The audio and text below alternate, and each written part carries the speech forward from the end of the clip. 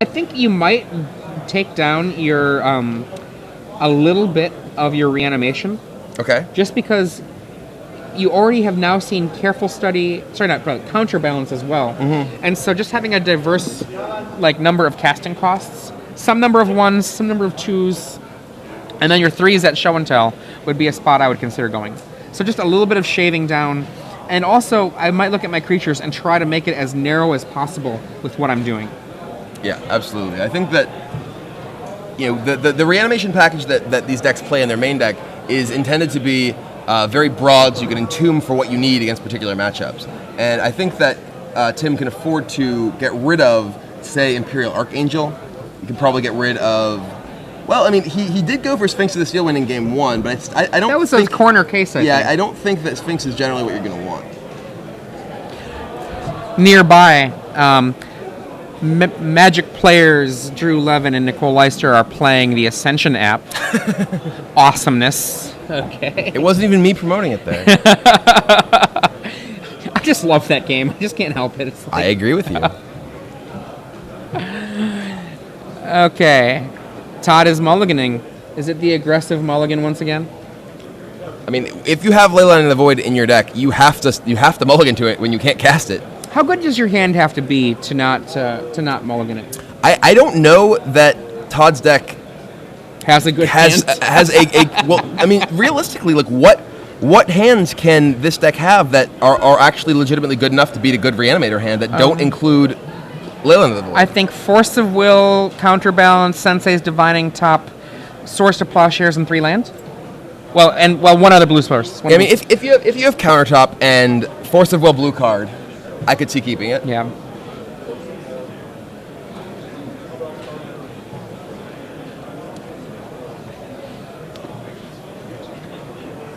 So Tim looks like he's in good spirits. He lost that last game, but he still looks like he's in good shape. Feels. I mean, I think that once he actually has a way to get rid of Leyline, he's much more in the game.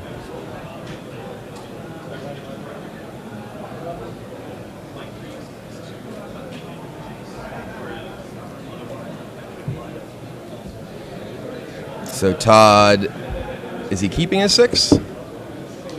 Oh, and We've got a fetch, I think, going on here from Tim Lyons. So has Todd played a land already? I cannot tell. All right, nope. Tim is on the play. Oh, Tim is in the play, Yeah, right. yeah. So Todd does not have a ley line. So any ley lines he draws are total blanks from here on out. And it can be show and tell into play. That is true. So let's pretend Tim Lyons show and tells, puts a Jin Gitaxias into play, Todd puts a Leyline into play, and then Swords' Jin. That's a possibility. Thoughtseize. Red Blast, Spell Snare, land. I don't like that. Ew. Well, that is a hand. Yeah, that's a hand, technically speaking. Yep. Those are cards. So Todd draws. Swords to Plowshares. Wow, it's a pretty good draw. It's a card that it's nice that Tim does not know about. One thing that Todd does have going for him here, he has 4 Brainstorms and 4 Sensei's Divining Tops, so that if he does happen to draw a Leyline, he can get rid of it. Yeah. It's still a card. He's currently playing with 4 Ace of Spades in his hand. Yeah, except for he won't get kicked out of the tournament for having the Ace of Spades in It's it. true. Careful study from Tim. Studies Is that up, Leviathan? finds... that's Jin Gitaxias. Is it? Yeah. I always struggle with those. Jin Gitaxias is the one with the big nose. There with double Jin Gitaxias. I don't even know if he has a nose. Exhume. That's going to get spell snared, Duh. I think. Yep. Boo. So draw the spell snare out of Todd's hand. Now Todd's had... Wow. Todd has had some good draw steps since that Thoughtseize. Show and tell. Oh, doctor. And Todd can just let this resolve if he wants. Yeah, Todd can. You can't put a. Can you put a planeswalker into play? You cannot put a Planeswalker into play. Is that a Terrastodon? Is that a nasty Terrasti? Nasty Terrasti. Yeah, you can only choose artifact, creature, enchantment, or land card. Okay.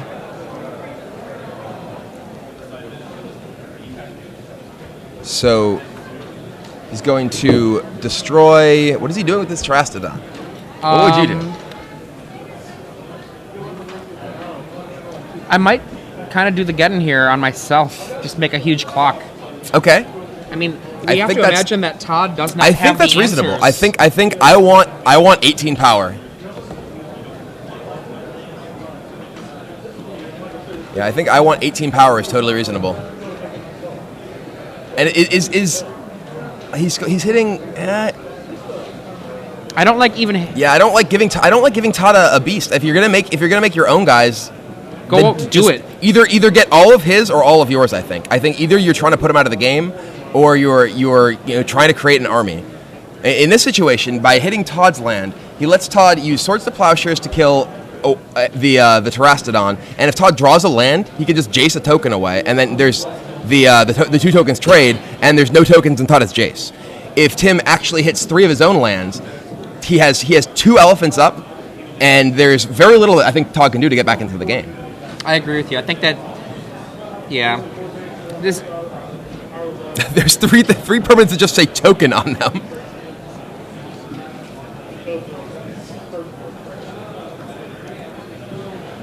So, and now we know that Todd has Jace in his hand. If Todd draws a land, this is a very bad spot for Tim Lyons.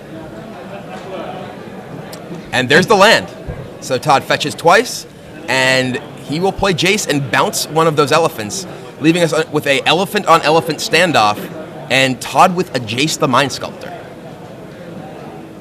Boink. I imagine he's kicking himself for his decision right now. Yeah, I mean, it says destroy up to 3 permanents. Yeah, you're not only required hit his own, too. You're not required to hit all 3. He actually, destroying Todd's really just didn't accomplish anything. Granted, he did put him off of Jace mana right away, but that's it. If he put Todd in a position where he has an extra elephant, and he is still able to draw a land and cast Jace immediately. I really don't like that play.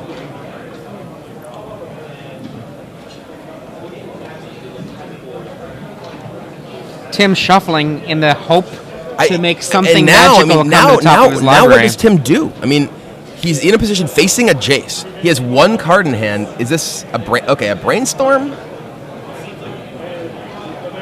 And he brainstormed 4 cards. Okay. Brainstormed 4 cards. He does have the order correct now. And he just shuffled his library, so he has no information about the order of his library. So what's going to happen here is a random card should be shuffled into his library, and he'll get to look at those 3, I believe.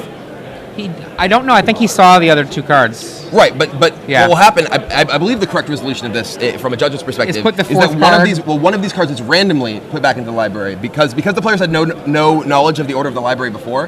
One of the cards is randomly put back into the library, and the library is reshuffled. I believe. I think that would be an excellent resolution of it. I'm not sure if that's how the current rules work. I think you could be correct, though. Yeah, I'm not sure. The order of those cards should be random, so one of them should be randomly put back. I think. So, that said, I don't really know what combination of cards that Tim really can hit off that brainstorm to really put himself in a good position. Right. So the players are currently awaiting a ruling from a judge. I think that this was Tim's game to win. I really agree. I think if that Terastodon had entered play, and I mean Todd was there with his Todd could have force of willed that show and tell with his Jace, and he was anticipating a creature that either he could Swords to Plowshares or he could bounce with Jace. The only cards that Tim could have had that were really, really bad for Todd would be Inkwell Leviathan or Terastodon. He had the Terastodon, but he chose to give Todd an elephant and put himself into this position where Jace is actually likely going to beat him. I mean, I almost imagine, given that Tim had such a kind of poor hand, why not give yourself 18 power? That's what I'm saying. Yeah, I really think that hitting his own land, giving himself just an army, even if one of those gets plowed, one of them gets bounced, he kills Jace with the one of the remaining elephants, hits Todd, and still has 6 power in play.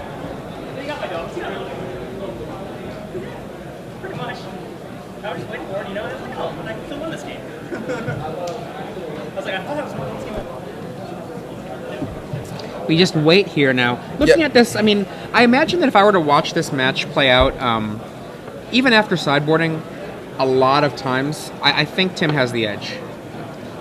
I agree with you. I think that Todd really needs to rely on very specific things coming up, like having that Leyline of the Void in his opening hand, like his opponent not having the appropriate creatures for something like a show and tell. And I think that overall, the Reanimator deck is definitely favored in the matchup. One of the things I really like about the Reanimator deck is that the Reanimator deck has so much redundancy in what it does. It can just have the same game happen all the time. Mm-hmm. Because if it's not a Jin-Gitaxias, a lot of the other cards are functionally interchangeable, because it's just something big that makes something bad happen for your opponent. In some cases, yes. I mean, there are very specific bullets that matter in very specific circumstances. I'm not saying that there aren't bullets. I'm not saying it doesn't have that aspect, but I'm saying that it's just something big and bad. Yeah, because the Entombs let you choose the bullet you want. Exactly. And if you don't have the Entombs, it's something big and bad. Yeah, it's like, okay, well, one of these is going to be big against you. So the players are discussing the ruling here. We haven't gotten any indication as to what is going to happen just yet.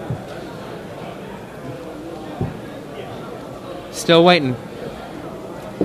So, I'm surprised that this is a ruling that's taking this long. Maybe I'm wrong about what the infraction will be. I think one of the things is that rational resolutions of cards like Brainstorm or other things like that, there's never it's impossible to get intent, right? Now, Tim, I believe, called the judge on himself, which is good, mm-hmm. Which is very, very good. I always recommend that, by the way. Yes. Anytime you do something wrong, call a judge. Yes, I have knocked myself out of top 8s of $1,000 events because I'm like, that's a sideboard card. Mm-hmm. This is game 1. Judge. Mm-hmm. Yep. I mean, I definitely have called many a judge of myself, because sometimes I can be a little sloppy. Actually, one time I'm a super sloppy player at a SCG Legacy Open in Los Angeles. I want to say a year and a half, 2 years ago. I was playing a Bant deck, and I had both Brainstorm and Ponder in my deck. And on multiple occasions, cast my Ponder just as Brainstorm. I just cast it and drew 3, and I was like, oh, oops, that was Ponder, not Brainstorm. And I did it multiple times over the tournament, and that's what infraction is. I would be willing to take a small bet with you that I have called a judge on myself more.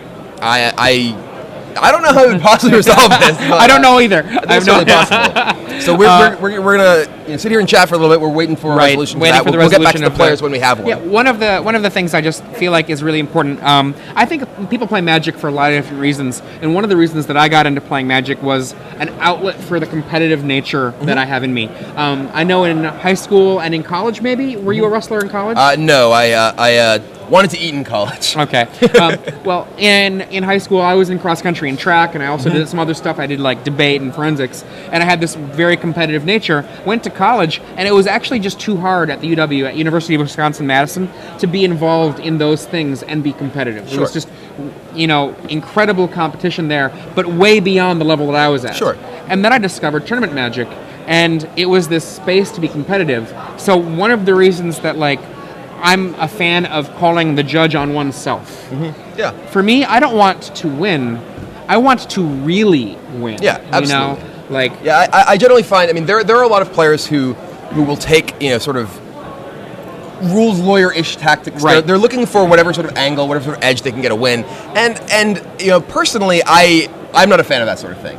I'm a fan of, while I think that getting a little edge over your opponent by being not necessarily dishonest, but slightly deceptive. Right. In terms of getting them to do things that you want them to do, that can be okay. I think, for example, Patrick Chapin, when he cast Profane Command and said, Profane Command targeting all of my legal targets, had the Chameleon Colossus in play, which he cannot target. Concede. I think that's fine. That's reasonable. Totally fine with that. But I think there are definitely people who skirt the line with those sort of things. Yes. And there are definitely people who try to, hold people to little things with, verbiage and stuff like that, people who write down, who go and like there's multiple triggers that are happening, and they try to get someone with like writing down a life total when someone is obviously intending to use another trigger or something like that. Those sort of things I think are a little beyond the sort of realm of being sportsmanlike. I remember one moment I was playing against somebody. This was actually in St. Louis.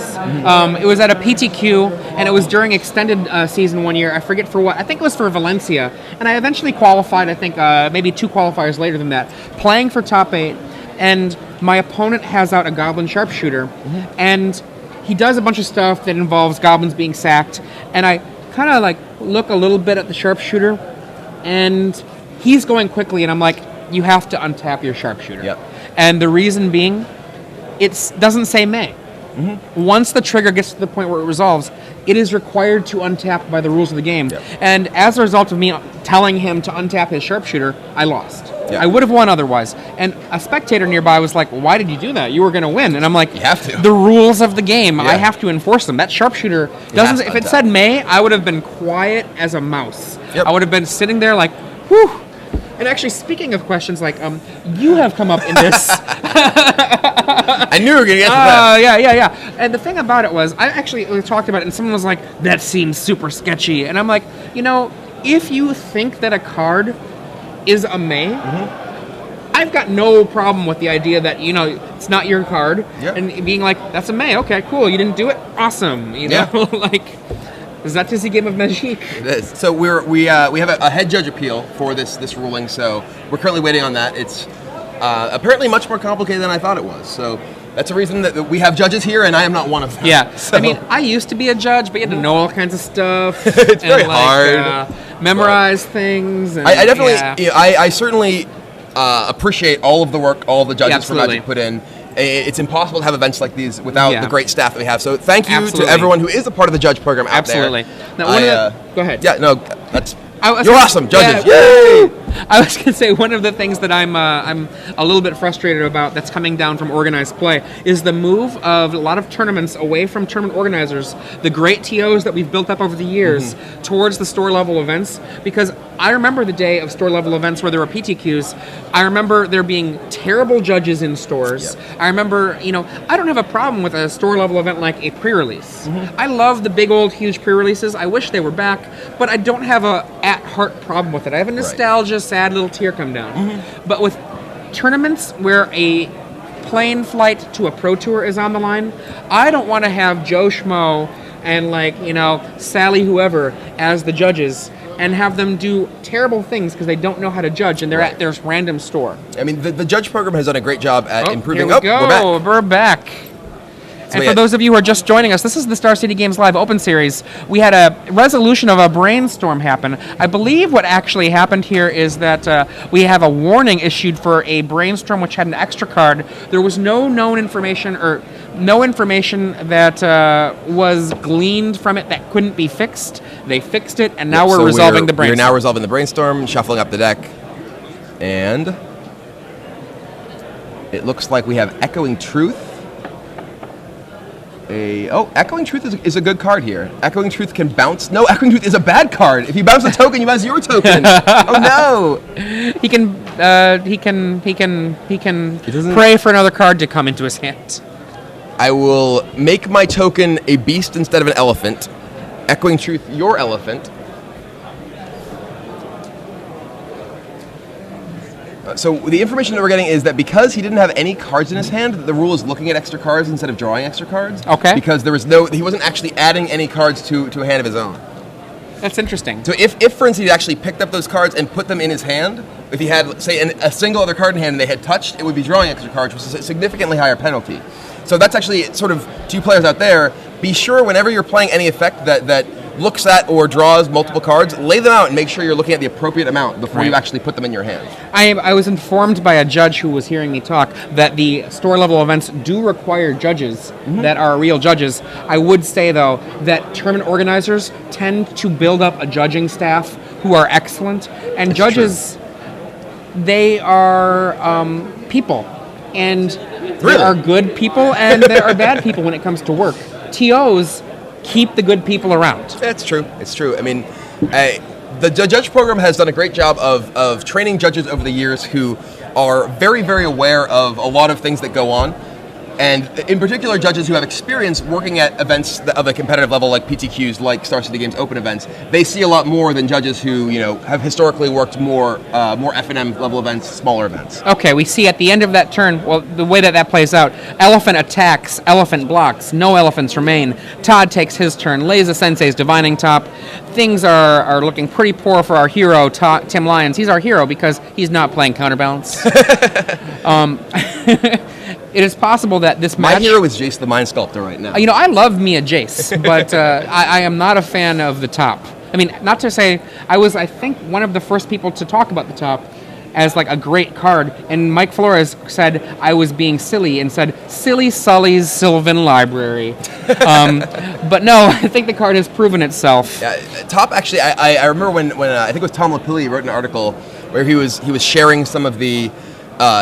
internal comments on a lot of cards that ended up being problematic, and there's a single comment on top during in the file, and it was like, oh, this is the sort of bad card that people love. So we have an Entomb then at the end of turn to find hopefully a big thing that it looks like, is that Imperial Archangel? Thoughtseize off the top. What you got?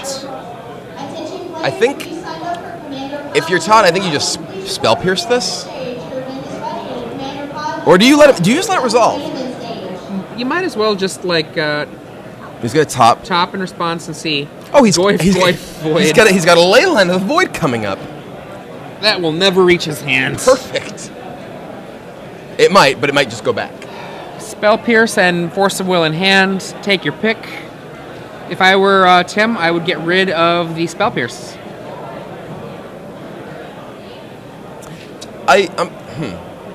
It's a little interesting here because I don't understand why Todd wouldn't just Spell Pierce that. I would be a Spell Pierce. I would certainly Spell Pierce that because at bare minimum you're giving Tim the information that you have Force of Will in your hand. Absolutely. Now we're going to see hopefully a Brainstorm from Todd Anderson. You do 2 damage to Tim because Thoughtseize resolves, but I don't think that's worth the information. Okay. Jace casts Brainstorm. We see Tarmogoyf number 2, Leyline, and that's a That was a Misty. So yeah, Misty Rain for us.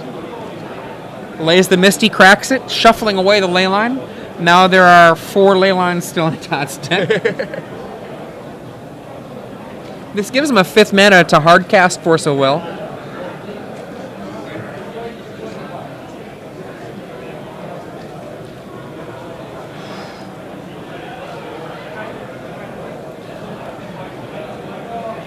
Tim draws. Does he have the answer to a Force of Will and a threat? There's Reanimate, which gets Force of Will.